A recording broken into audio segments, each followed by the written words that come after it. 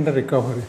Previously, two schemes are there, that is your for the deadlock prevention.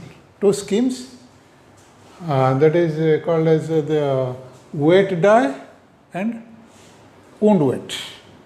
Now, this deadlock prevention ensures not to enter into a deadlock situation, just to prevent it.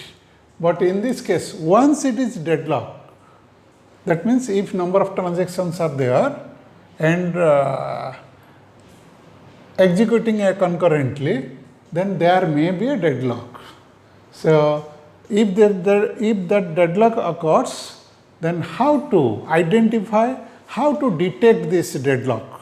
So, accordingly, we start with this. So, this by the help of the weight for graph, or last time I have also told this directed graph, weight for graph, that is weight.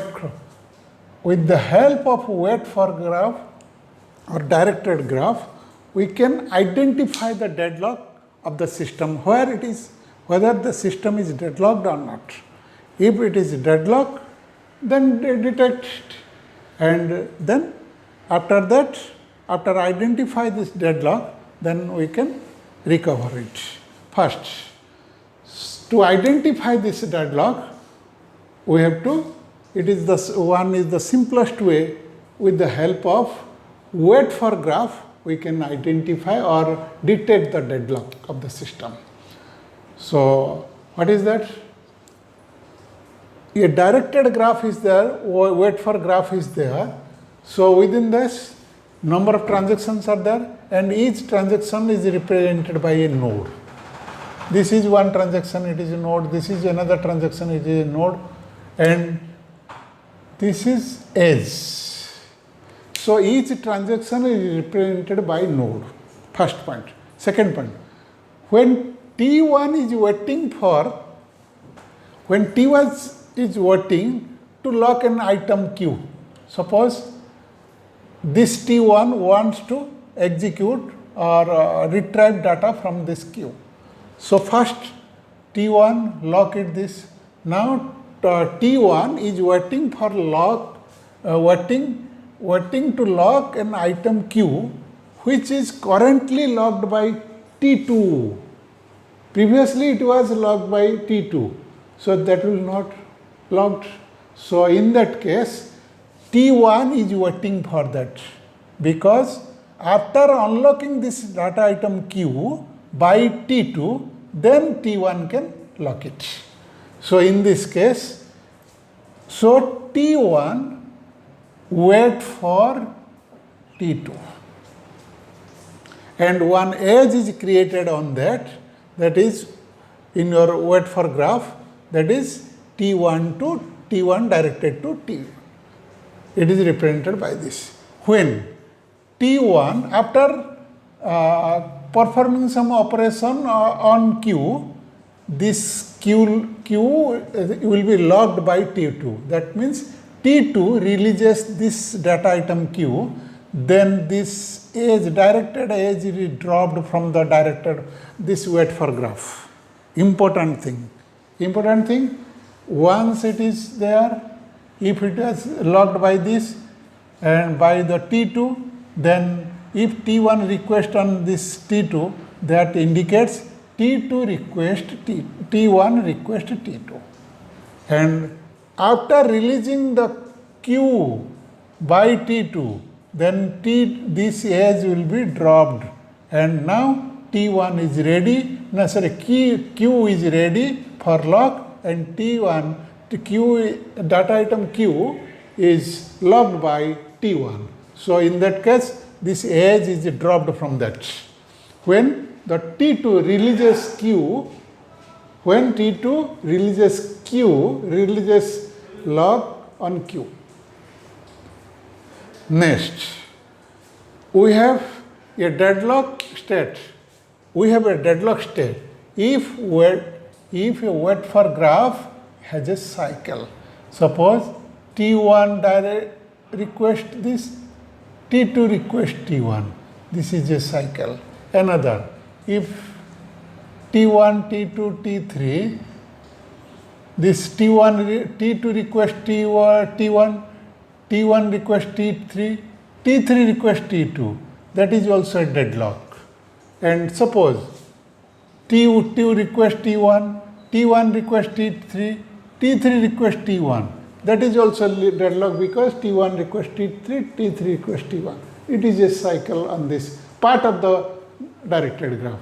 So, we have a deadlock state if and only if the wait for graph has a cycle. If it is a cycle, it is a deadlock. If it is a deadlock, there must be a cycle in the wait for graph. It is important on that. If and only if. Now consider one example. This T1, T2, T3, T4. T1 is waiting for T2 and T3. What is the meaning of this? T1 is waiting for T2 and T3. That means T1 makes a lock on Q. That is a data item. And now if this T2 Q data item is locked by T2. If T1 wants to lock this one, previously it was locked by T2. That means T1 is waiting for T2. That's why it directs to this one. Now, this T1 is waiting for T2 and T3. T2 is waiting for T4 only. And T3 is waiting for T2 only. So, in this graph, directed graph or wait for graph, there is no cycle because on this path and no other. So, if we consider this, there is no cycle. So, it has no cycle. Since it has no cycle, this wait for graph has no cycle, there is a non-deadlock state. That means this system is not a deadlock in example 1. Again come to this example 2. If we add T4 request T3 like this. In this case, there is a cycle. There is a cycle. This and this. T2, T4, T3 and T2. This total is your wait for graph, and within this part of the wait for graph, T2, T3, T4, T2 is a wait for graph which contains a cycle of the entire wait for graph. So, this system is a deadlock. So, this is the identification of a deadlock by using the wait for graph. When the detection algorithm identifies that deadlock occurs or deadlock exists, in this case T2, T3, T2, T4, T3, it is a cycle. Now, in this wait for graph, deadlock exists. That means deadlock occurs in this system.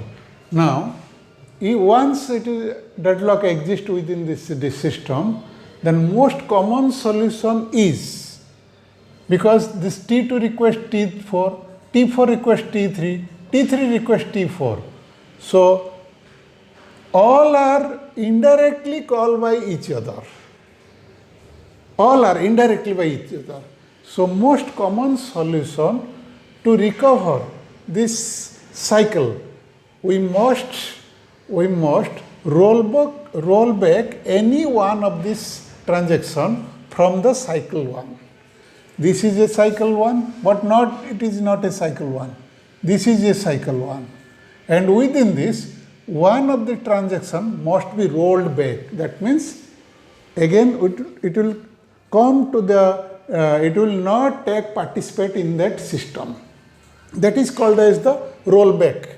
This one or more than one transaction must be rolled back from the cycle, from the system, to break the deadlock. Now, within this choosing which transaction, whether this transaction or this transaction or this transaction, which transaction is to be aborted, and we must select that.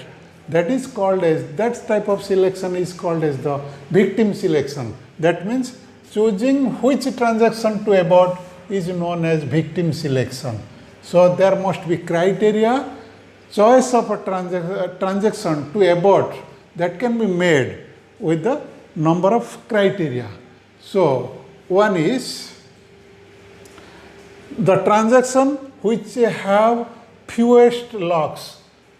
Number of locks are there, that should be one criteria. Another, the transaction that has done the least work, that is another criteria. Another criteria, the transaction that is farthest from the completion of that job, completion of the entire, that is called three things: fewest lock, least work, and farthest from the completion of the system, execution of the system. These three are the, accordingly we make it a transaction, which transaction is to be rolled back.